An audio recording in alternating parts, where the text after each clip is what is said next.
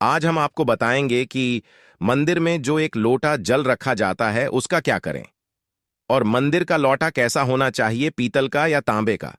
कुछ लोग ये गलतियां कर देते हैं और बाद में पछताते हैं। ऐसी गलती आप कभी मत करना, नहीं तो कंगाल हो जाओगे, बर्बाद हो जाओगे।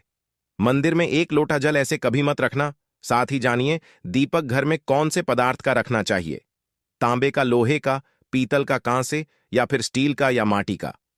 कुछ लोग अपने पूजा घर में गलत तरीके से दिए को रखते हैं और उनका घर बर्बाद हो जाता है। और जानिए दीपक की बाती कच्चे कलावे से बनाएं या रुई से या फिर सूती हाथ में बांधने वाले कलावे से।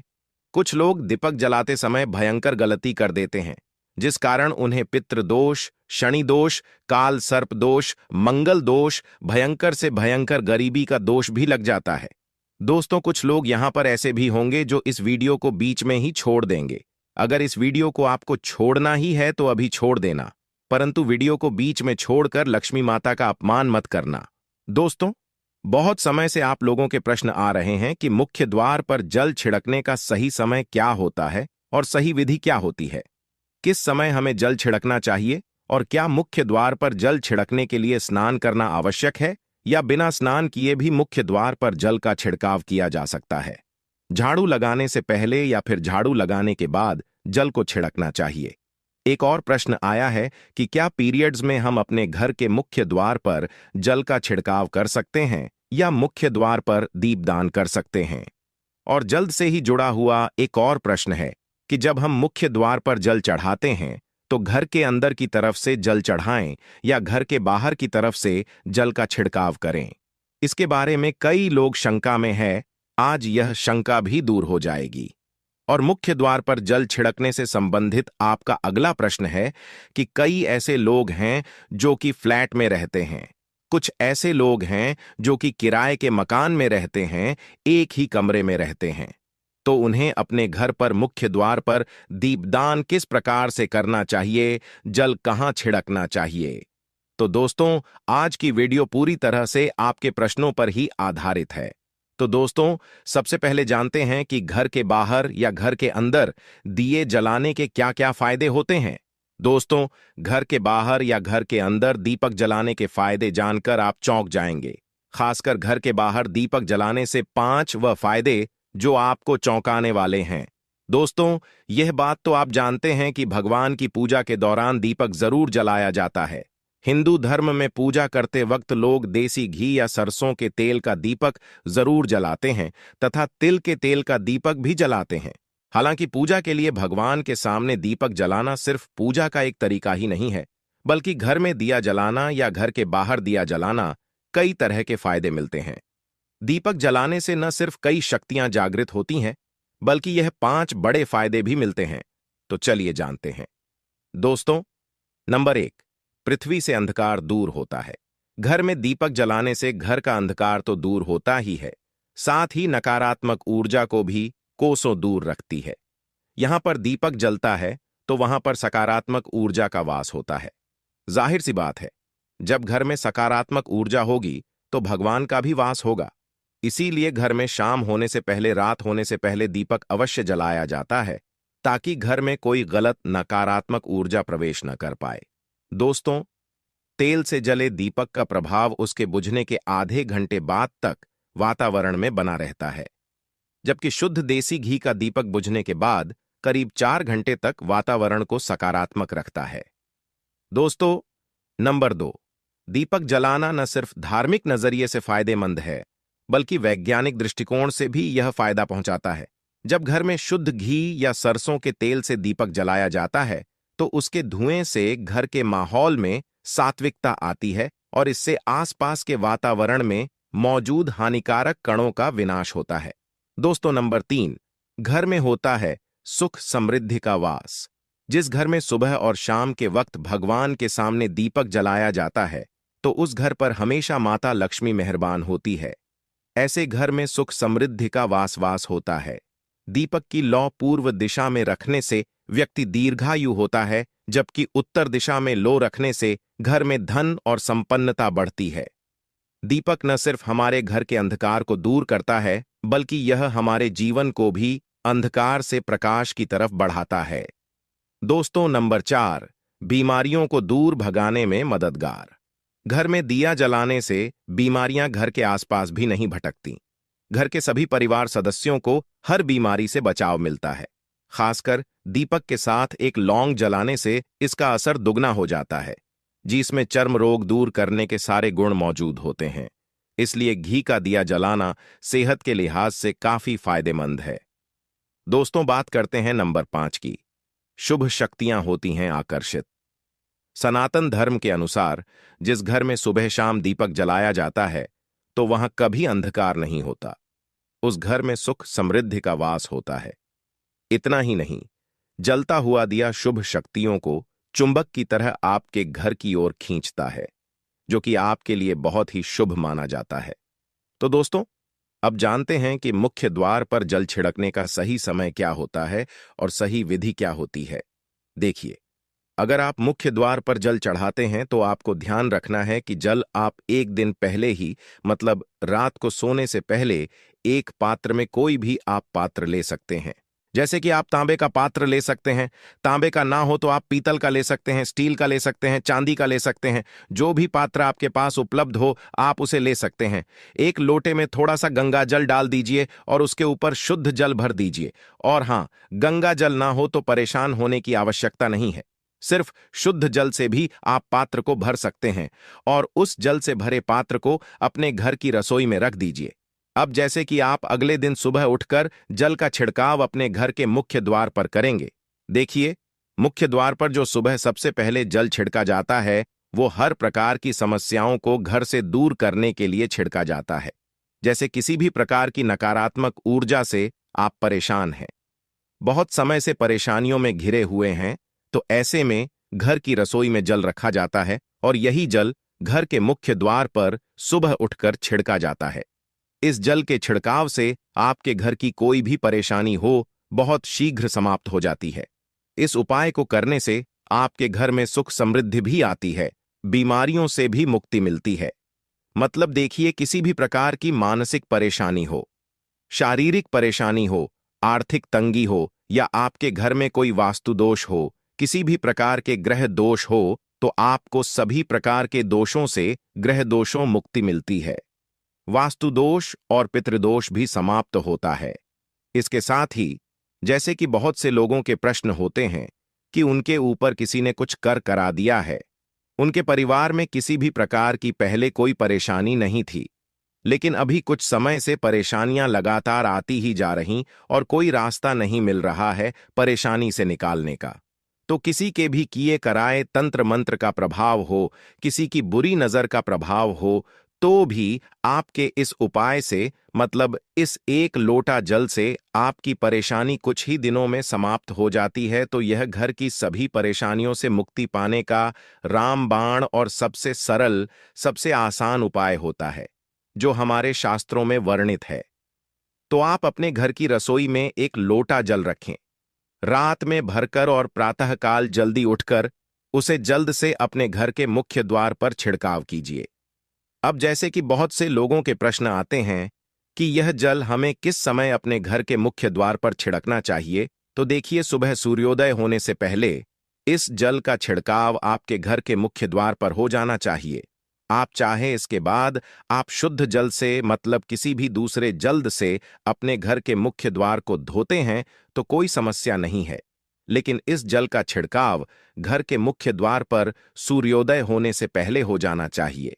अब दोस्तों, आपका अगला प्रश्न है कि क्या हमें स्नान करके इस जल का छिड़काव अपने घर के मुख्य द्वार पर करना चाहिए या फिर बिना स्नान किए भी कर सकते हैं। देखिए, यह जो हम जल चढ़ाते हैं, मतलब यह एक उपाय होता है, तो इसे हम स्नान करने के बाद नहीं करते हैं।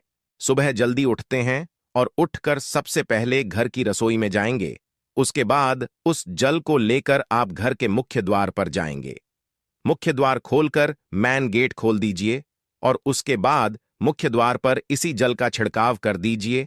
और जल का छिड़काव करते समय अपने पितरों का ध्यान कीजिए, मां लक्ष्मी का ध्यान कीजिए, क्योंकि कहा जाता है कि सुबह सुबह मां लक्ष्मी प्रत्येक द्वार पर आती है, सबके द्वार पर आती है, जिनके भी द्वार खुले होते हैं, जिनके घर में जल का छिड़काव मुख्य द्वार पर हुआ रहता है, उसके घर में प्रवेश कर जाती है, तो आप माता लक्ष्मी का अपने मन में ध्यान कीजिए और एक तरह से प्रार्थना कीजिए, हे मां लक्ष्मी, आप मेरे घर में प्रवेश करें, आपका स्वागत करने के लिए मैं तैयार हूं। और उसके बाद अपने पितरों का ध्यान कीजिए, क्योंकि जो हमारे घर की दहलीज होती है वहीं पर पितरों का वास माना जाता है।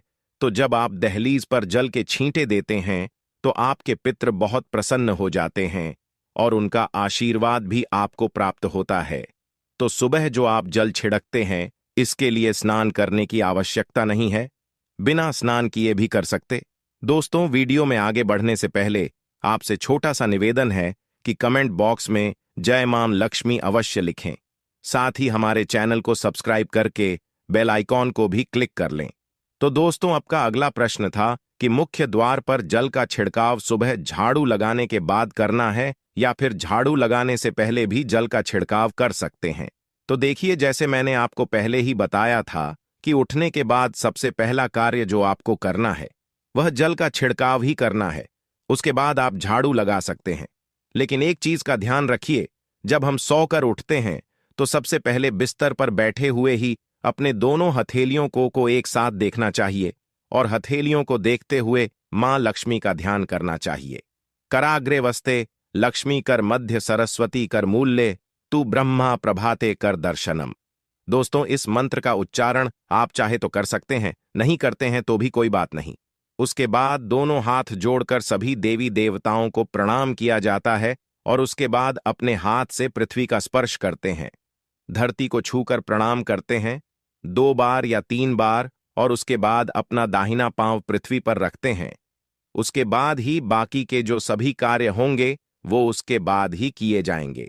जल का छिड़काव आप उसके बाद ही करेंगे, मतलब सुबह उठने के बाद सबसे पहले हथेलियों के दर्शन, फिर धरती को प्रणाम कीजिए, फिर धरती पर पैर रखें और उसके बाद रसोई में जाकर आपको जल लेना है और घर का मुख्य द्वार खोलकर मुख्य द्वार पर जल का छिड़काव करना है, मां लक्ष्मी का और अपने पितरों का ध्यान करना है। उसके बाद आप अपने घर में आ जाएंगे और उसके बाद जो भी आपकी रूटीन वर्क होते हैं, मतलब झाड़ू लगाएंगे या फिर आप स्नान करेंगे, यह सभी कार्य उसके बाद किए जाएंगे।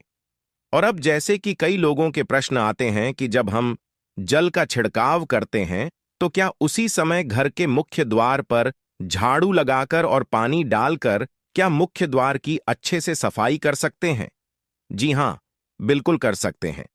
पहले आप जो रसोई में रखा हुआ जल है उस जल का छिड़काव कर दीजिए।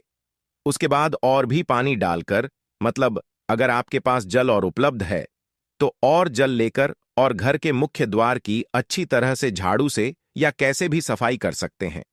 और कई लोगों के प्रश्न आए हैं कि हम किसी फ्लैट में रहते हैं या फिर किसी ऐसे कमरे में रहते हैं, किराए के कमरे में हमारे पास एक ही कमरा है, तो हम जल का छिड़काव या फिर दीपदान कहां पर करें, किसे हम अपना मुख्य द्वार माने। देखिए, जो आपका अपना कमरा है या फिर जो फ्लैट है जहां पर आपका नेम प्लेट लगा हुआ है, आप उसी स्थान पर दीपदान करेंगे और उसी स्थान पर आपको जल का छिड़काव करना है।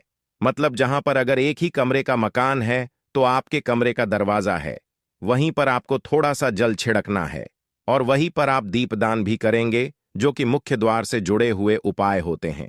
वह आप अपने घर के, मतलब जो अपना कमरा है उसके बिल्कुल दरवाजे के पास ही करेंगे। और आपका अगला प्रश्न है कि क्या पीरियड में हम अपने घर के मुख्य द्वार पर जल का छिड़काव कर सकते हैं, दीपदान कर सकते हैं? तो देखिए, जल का छिड़काव करने के लिए पीरियड हो या ना हो उससे कोई फर्क नहीं पड़ता, जल का छिड़काव कर सकते हैं। रही बात दीपदान की, तो दीपदान देखिए कार्मिक पूजा में आ जाता है और कार्मिक पूजा हम बिना शुद्ध हुए नहीं कर सकते हैं, मतलब पीरियड समाप्त होने के बाद ही आप कर सकते हैं। दोस्तों, बाकी जल का छिड़काव आप कभी भी कर सकते हैं, पीरियड्स में भी कर सकते हैं, कोई समस्या नहीं है। और अब आपका प्रश्न है कि क्या मंदिर में जो हम जल रखते हैं क्या वो रखना जरूरी है, और अगर हम रखते हैं तो उस जल का क्या करें? देखिए, मंदिर में जल रखना बहुत आवश्यक है। जल एक ऐसी चीज होती है जिसमें सभी प्रकार की जो एनर्जी होती है वो जल में समाहित हो जाती है। जो हम पूजा पाठ करते हैं, मंत्रों का जप करते हैं या वहां पर प्रार्थना करते हैं, जो भी हमारे अपने मन की कामना भी कहते हैं, भगवान से तो सभी चीजें उस जल में समाहित हो जाती हैं। इसलिए पूजा करने से पहले घर के मंदिर में एक लोटा जल रखा जाता है और उसके बाद दीपदान मतलब एक दीपक प्रज्वलित कर दिया जाता है। यह अग्नि और जल का एक तरह से बैलेंस भी हो जाता है और इसलिए शास्त्रों के अनुसार घर के मंदिर में एक लोटा जल हमेशा होना चाहिए और दीपक भी प्रज्वलित करना चाहिए। तो अब इस जल का करना क्या चाहिए? देखिए, जब हम जल रखते हैं सुबह की पूजा में रखते हैं, मतलब सुबह जो हम पूजा करते हैं, प्रातःकालीन पूजा, उस समय जल रखा जाता है और वह जल्द हम अगले दिन उठाते हैं। मतलब जब आप अगले दिन पूजा करने जाते हैं तो सबसे पहले तो उस जल का प्रयोग सुन लीजिए। आप अपने घर के सारे कमरों में मतलब पूरे घर में उस जल का छिड़काव करते हैं तो इससे आपके घर शुद्ध हो जाता है, क्योंकि वह बहुत ही पॉजिटिव एनर्जी से भरा हुआ जल होता है। इससे कई बीमारी भी दूर हो जाती है। उस जल का छिड़काव करने से किसी भी प्रकार की नकारात्मक ऊर्जा का प्रवेश आपके घर में नहीं होता। किसी भी प्रकार की परेशानी आपके घर में हो, अगर आप नियमित तौर पर उस जल का छिड़काव करें अपने घर में तो निश्चित ही आप परेशानियों से मुक्ति पा जाते हैं। कई बार होता है ना कि आप लोगों के प्रश्न आते हैं कि दवाई तो हम कर रहे हैं, लेकिन दवाई हमें लगता ही नहीं है, दवाई का कोई प्रभाव ही देखने को नहीं मिलता। तो ऐसे में अगर दवाई के साथ साथ उस जल को पीने के लिए रोगी को दिया जाए, यानी मेडिसिन इसी पानी से अगर खाई जाए, तो बहुत अच्छी दवाइयां काम करने लग जाती है। और जैसे कि परिवार में अगर बहुत अधिक क्लेश रहता है, हमेशा आपस में हर बात पर मतभेद होता है, तो परिवार के सभी सदस्य इस जल में से अगर थोड़ा थोड़ा पीते हैं तो धीरे धीरे विचारों में परिवर्तन आने लग जाता है। सकारात्मक विचार सभी के होने लग जाते हैं और आपस में समन्वय होने लग जाता है। घर से कलह, क्लेश और मतभेद हमेशा के लिए समाप्त हो जाते हैं। और मंदिर में रखे हुए जल का अगला उपाय क्या है? देखिए, अगर आप कोई दुकान करते, कोई व्यापारिक स्थल है आपका, तो प्रतिदिन इसी जल में से थोड़ा सा जल ले जाकर दुकान पर, व्यापारिक स्थल पर छिड़काव कीजिए। इससे आपका दुकान, आपका काम बहुत अच्छा चलता है। मतलब किसी भी प्रकार की परेशानी आपके व्यापारिक स्थल पर नहीं आती है, क्योंकि जैसा मैंने आपको बताया, यह जो जल होता है बहुत पावरफुल होता है, बहुत पॉजिटिव होता है। मंदिर में रखा एक लोटा जल पावरफुल और पॉजिटिव से भरा क्यों होता है? क्यों इसमें सकारात्मक ऊर्जा का भंडार होता है? आइए जानते हैं। देखिए, जल जो होता है, अमृत हुआ, मीठे मीठे फल हुए, भोजन हुआ, अनाज हुआ, उससे भी बढ़कर माना जाता है। देवी देवता आपके दिए हुए इसी जल को ग्रहण करते हैं। मंदिर में एक लोटा जल रखना उतना ही जरूरी है जितना आप सुबह, दोपहर, शाम का भोजन करते हैं। जब हम भगवान की पूजा करते हैं और तांबे के पात्र में या पीतल के पात्र में एक लोटा जल जरूर रखते हैं। जल जो होता है सागर रूपी होता है और यही सागर आपकी नया पार लगता है। मंदिर में एक लोटा जल रखने का कारण एक और यह होता है कि जो लोग भगवान को रोजाना भोजन नहीं करा सकते, तो वह मंदिर में एक लोटा जल रखते हैं ताकि भगवान इसे ग्रहण करें और यह जल रूपी प्रसाद इसके अगले दिन, यह सुबह के समय, आप प्रसाद समझकर ग्रहण करें। लेकिन याद रहे, मंदिर में रखा लोटा जल कभी भी तुलसी में अर्पित नहीं करना चाहिए उसके, क्योंकि यह जल सभी देवी देवता ग्रहण करते हैं, तो इसीलिए तुलसी में डालना वर्जित है। लेकिन हां, अगर आपके घर में लड्डू गोपाल है, राधा कृष्ण है और आप एक लोटा जल उनके लिए अर्पित करते हैं, तो आप अगले दिन यानी सुबह के समय वह जल तुलसी में चढ़ा सकते हैं। मंदिर में जो एक लोटा जल रखा होता है, उसके अगले दिन यानी सुबह के समय आप इस जल से अपनी आंखें जरूर धोया करें।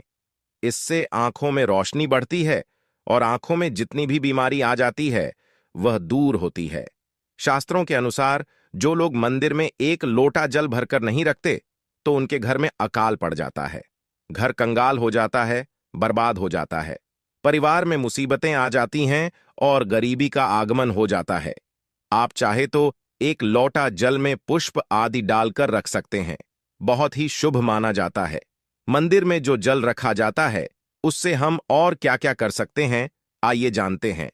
तो इस जल का छिड़काव करने से बहुत सारी परेशानियां खत्म हो जाती हैं। जैसे अगर आपके दुकान पर किसी की नजर लगी है, बहुत से लोगों के प्रश्न आते हैं कि हमारे काम को किसी ने बांध दिया है। मतलब किसी की बुरी नजर ऐसी लग गई है कि पहले तो दुकान बहुत अच्छी चलती थी, अब नहीं चल रही है। तो आप इस उपाय को कर सकते हैं। निश्चित ही बहुत जल्द ही आपको परेशानियों से मुक्ति मिल जाती है और दिन दुगनी रात चौगुनी आपके व्यापार में तरक्की होती है। और हां, मंदिर में रखे हुए जल को आप अपने घर की रसोई में खाना बनाने में पीने में भी प्रयोग कर सकते हैं। लेकिन खाना बनाने में प्रयोग तभी कीजिए जबकि आपके घर में बिल्कुल सात्विक भोजन बनता हो। मतलब लहसुन प्याज अगर आपके घर में बनता हो तो खाना बनाने में इस जल का प्रयोग नहीं किया जा सकता है। फिर आप इस जल को थोड़ा थोड़ा परिवार के सदस्य मिलकर ग्रहण कर सकते हैं और बचे हुए जल को आप अपने घर में पौधों में डाल सकते हैं। तो देखिए, ऐसा नहीं है कि मंदिर पर रखा हुआ जल बेकार होता है, किसी काम का नहीं होता है। बहुत सारे उपयोग इस जल के होते हैं। अगर हम सही तरीके से प्रयोग करें तो अपने जीवन की बहुत सारी परेशानियों का समाधान मात्र इस एक लोटा जल से हम कर सकते हैं। तो ध्यान रखिए कि मंत्रों से अभिमंत्रित जल बहुत महत्वपूर्ण होता है, बहुत शक्तिशाली होता है और हमारे घर के मंदिर पर रखा हुआ जल देवताओं का आशीर्वाद होता है, क्योंकि पूरे समय वह देवताओं के पास होता है। देवी देवता वहां पर रहते हैं, तो उस जल में हर प्रकार की शक्ति समाहित होती है, जो कि सकारात्मक शक्तियां होती है। और इस जल का प्रयोग अगर हम सही तरीके से करते हैं, मतलब उसको पीने में करते हैं, खाना बनाने में करते हैं, घर में जल का छिड़काव करने में करते हैं, तो इससे हमारी समस्याओं का समाधान होता है। और अगर कोई भी कार्य नियमित तौर पर मतलब प्रतिदिन किया जाता है तो उसका हमें लाभ प्राप्त होता है। कभी कभी करेंगे तो निश्चित ही आपको उतना लाभ दिखाई नहीं देगा, लेकिन अगर आप नियम बना लेंगे कि हर रोज उसी जल्द से घर में छिड़काव करना है, घर में प्रत्येक व्यक्ति को थोड़ा थोड़ा पीने के लिए देना है, बचे हुए जल को पौधों में डाल दीजिए, दुकान पर छिड़क दीजिए, अपने घर के व्यापारिक स्थल पर छिड़काव कीजिए, बच्चों की बुक्स, शीश में, अपने घर की तिजोरी में, हर जगह इस जल का छिड़काव कीजिए और नियमित तौर पर कीजिए। चमत्कार आपको निश्चित ही देखने को मिलेगा। इसी प्रकार से जो रसोई में रखा हुआ जल होता है, उसका छिलका आप अपने घर के मुख्य द्वार पर कीजिए, तो इसका भी आपको लाभ बहुत ही शीघ्र दिखाई देगा। लेकिन इसे अपने रूटीन में शामिल करना होगा, प्रतिदिन नियम से यह कार्य करना होगा, तभी आपको लाभ देखने को मिलेंगे। और हां, कई लोगों के प्रश्न आते हैं कि मंदिर पर जो रखा हुआ जल होता है, तो जब हम अगले दिन उठाते हैं तो उसमें कई बार कोई कीड़े मकोड़े पड़ जाते हैं। क्योंकि खुला होता है तो क्या हम उसे ढक सकते हैं? तो मैं आपको बताना चाहूंगा कि हां, बिल्कुल ढक कर रख सकते हैं। पूजा करने के बाद आप उस जल को किसी भी प्लेट से या कटोरी से ढक दीजिए। फिर जब आप अगले दिन उस जल को उठाएंगे तो बिल्कुल शुद्ध और साफ सुथरा जल आपको मिलेगा और जल का प्रयोग आप अपने किसी भी कार्य में कर सकते हैं। और दोस्तों, आप जब भी घर के मुख्य द्वार पर जल छिड़काव करें तो गणेश जी भगवान का यह मंत्र जरूर बोले, ओम गणपतये नमः। और जो हमने आपको वीडियो में बताया है उसे ध्यानपूर्वक अच्छी तरीके से समझकर अपने घर के मुख्य द्वार पर जल का छिड़काव करें। दोस्तों, अब जानते हैं कि दीपक किस पदार्थ का होना चाहिए, लोहे का, तांबे का, पीतल का, कांसे का, या फिर स्टील का या माटी का। आखिर घर में कौन सा दीपक रखना शुभ माना जाता है? अगर गलती से भी घर में गलत पदार्थ का दीपक रख लिया है तो पूरा घर अस्त व्यस्त हो जाएगा, कंगाल हो जाएगा, बर्बाद हो जाएगा। दोस्तों देखिए, स्टील के दीपक में पूजा करना घर में शनि को कुपित करता है। घर में लोहे के दीपक से भी पूजा नहीं करना चाहिए, घर बर्बाद हो जाता है, गरीबी आ जाती है। बाजार में लोगों को लुभाने के लिए कांच के दीपक भी आ गए हैं। बिल्कुल भी गलती से भी घर ना लाएं, नहीं तो राहु केतु आपके घर चले आएंगे और घर बर्बाद हो जाएगा। कांच का दीपक शनि और राहु को नाराज करता है। तांबे का दीपक, पीतल का दीपक, माटी का दीपक धन की देवी माता लक्ष्मी को आकर्षित करता है। घर में कोई और दीपक नहीं लाना चाहिए। पीतल और माटी का दीपक शुभ और मंगलकारी माना जाता है, जिससे शनि और राहु केतु भी प्रसन्न रहते हैं। मंगल भी भारी नहीं होता। कच्चा कलवा तथा रूही का दीपक ही जलाना सर्वश्रेष्ठ माना जाता है। जो लोग सूती धागा जो हाथ पर बांधा जाता है उसकी बाती बनाते हैं तो उस घर में परेशानी और गरीबी आ जाती है। रुई और कच्चा कलवा ही शुभ माना जाता है। दोस्तों, अब जानते हैं मंदिर में घंटी क्यों बजाई जाती है। घंटा क्यों बजाया जाता है, ताली क्यों बजाई जाती है, मंदिर के अंदर कारण क्या है, शंकर के मंदिर में घंटी क्यों बजाई जाती है, ताली को बजाना क्यों नकारा जाता है। तो यह पुराण है कि मंदिर के अंदर या घर के अंदर आप गरुण घंटी जब जाते हो, घंटी नाद जब करते हो तो शिव महापुराण की कथा और लिंग पुराण की कथा, विष्णु पुराण की कथा कहती है मात्र घंटी का नाद कर देने से जितने भूमि पर तीर्थ है, जितने साधक साधना कर रहे होते हैं, जितने जप तप कर रहे होते हैं, जितनी पवित्र नारी स्त्री का पालन कर रही होती है, जितने दान हो रहे होते हैं, कुछ समय पर जिस समय तुमने घंटी बजाई है उस समय पर वह सारे पुण्य घंटी का नाद कर देने से तुम्हारे खाते में आ जाते हैं। शिव मंदिर में तली क्यों बजाई जाती है? मंदिर में जितने भी बैठे होंगे, जो भजन कर रहे होंगे, जो साधना कर रहे हैं, अभिषेक कर रहा है, पूजन कर रहा है, 3 बार ताली बजाने से उनका सारा का सारा पुण्य हमारे खाते में आ जाता है, खिंचा चला आता है, हमारा भाग्य प्रबल हो जाता है, 1 सेकंड में हमारे खाते में आ जाता है और हमें लगता है कि हम शंकर को रिझा रहे हैं। घर में गरुड़ घंटी का नाद करना। दोस्तों, इसलिए बच्चों को खेलने के लिए घंटी नहीं दी जाती। गरुड़ घंटी कोई खेलने को नहीं देता। दूसरा सामान दे देंगे पर गरुड़ घंटी नहीं देंगे। क्यों नहीं देते? क्योंकि गरुड़ घंटी का जब नाद किया जाता है तो सबका पुण्य हमारे खाते में जाता है। कोई साधारण नहीं है घंटी बजाना। पूजन के समय, स्मरण के समय पर भजन आदि करना चाहिए। इसलिए घंटी भी हर कभी नहीं बजाई जाती। और आपसे निवेदन है कि मंदिर में भी जाओ तो घंटी का नाद करो तो बड़े प्रेम से करो, ऐसे नहीं बजाओ।